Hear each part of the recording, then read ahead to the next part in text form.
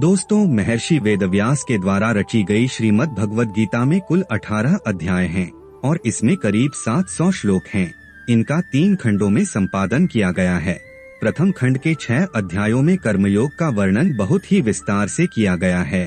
दूसरे खंड में भक्ति की महिमा और भक्ति को पोषित करने का वर्णन विस्तार से बताया गया है, जिसमें भगवान के वैभव की ओर ध्यान आकर्षित करता है। तीसरे खंड के 6 अध्यायों में तत्वज्ञान पर व्याख्या की गई है।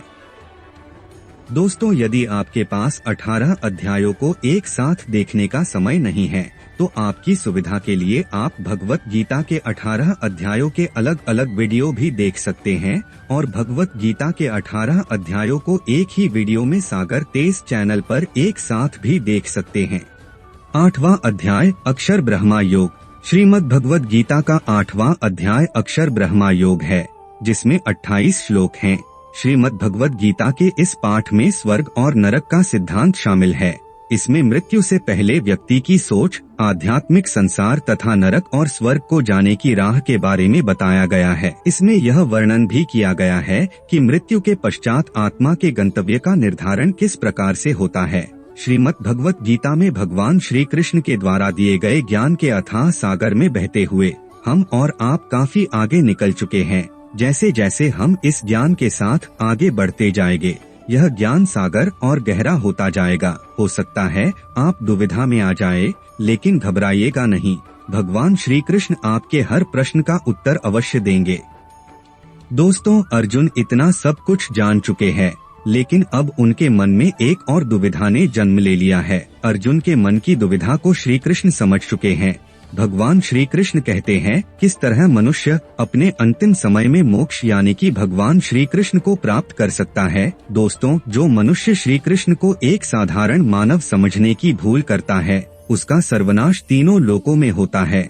श्री कृष्ण कुछ और नहीं परब्रह्म है, जिनका ना तो आदि है और ना ही अंत। मनुष्य की मृत्यु के अंतिम समय में जैसा मन का भाव होगा, जैसा सोचेगा, उसी के अनुरूप मनुष्य अगली योनि में जन्म पाता है। आगे श्री कृष्ण कहते हैं, एक योगी बनना आसान नहीं है।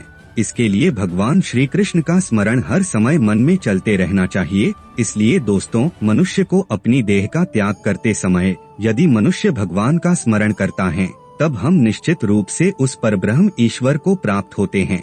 मनुष्य अपने दैनिक कार्यों को संपन्न करने के साथ साथ सदैव भगवान की विशेषताओं, गुणों और दिव्य लीलाओं का चिंतन करते रहना चाहिए। जब हम भगवान की अनन्य भक्ति से अपने मन को भगवान में पूर्णतया तल्लीन कर लेते हैं, तब मनुष्य भौतिक आयामों से परे आध्यात्मिक क्षेत्र में प्रवेश कर जाता है। आगे श्री कृष्ण भौतिक क्षेत्र में स्थित दिव्य लोकों के बारे में जानकारी देते हैं। सृष्टि के चक्र में ये लोक और इन पर निवास करने वाले असंख्य प्राणी कैसे इनमें प्रकट होते हैं और कैसे प्रलय के आने पर कैसे पुनः अदृश्य हो जाते हैं। इस सृष्टि से परे भगवान के दिव्य अलौकिक अदृश्य लोक है। वे मनुष्य जो प्रकाश के मार्ग का अनुसरण करते हैं, वे अंत दिव्य लोक में पहुंचते हैं और फिर कभी नश्वर संसार में लौट कर नहीं आते, जबकि अंधकार के मार्ग का अनुसरण करने वाले लोग जन्म, रोग, बुढ़ापे और मृत्यु के अनंत चक्रों में देहांतरण करते रहते हैं। यानी कि आत्मा के एक शरीर को छोड़कर दूसरे शरीर में प्रवेश करने का यह सृष्टि चक्र निरंतर चलती रहती है। आगे श्री कृष्ण अर्जुन को कहते हैं कि एक योगी जानता है किस समय उसे देह त्याग करनी है। नाम जप की शक्ति उसके लिए ये करना संभव बना देती है। अब जो मनुष्य ये सोचते हैं कि जवानी तो भोगों के लिए है, उनका ऐसा सोचना बिल्कुल गलत है। जो मनुष्य भक्ति मतलब के हिसाब से अर्थात बुढ़ापे में आरंभ करता है, वो मनुष्य श्री कृष्ण को प्राप्त नहीं कर सकते, क्योंकि उन्होंने अपना हृदय पूरे जीवन काल में भोगों में व्यतीत किया और अंतिम समय बुढ़ापे में उनकी भक्ति में वो शुद्धता नहीं होती कि वो भगवान श्री कृष्ण को प्राप्त कर सके। भगवान श्री कृष्ण एक बात पर जोर देते हुए कहते हैं, ऐसा भक्त जो पूरे जीवन काल से मेरा भक्त है, उसकी मृत्यु के समय यदि वो मेरा ध्यान न कर पाए, वो मनुष्य तब भी मुझे प्राप्त होगा, क्योंकि उसका विश्वास और अनंत भक्ति से शुद्ध होने के कारण मैं स्वयं उस भक्त के हृदय में वास करके उस भक्त से नाम जप कराता हूँ, जिससे मेरा भक्त हर अवस्था में मुझे ही प्राप्त होगा।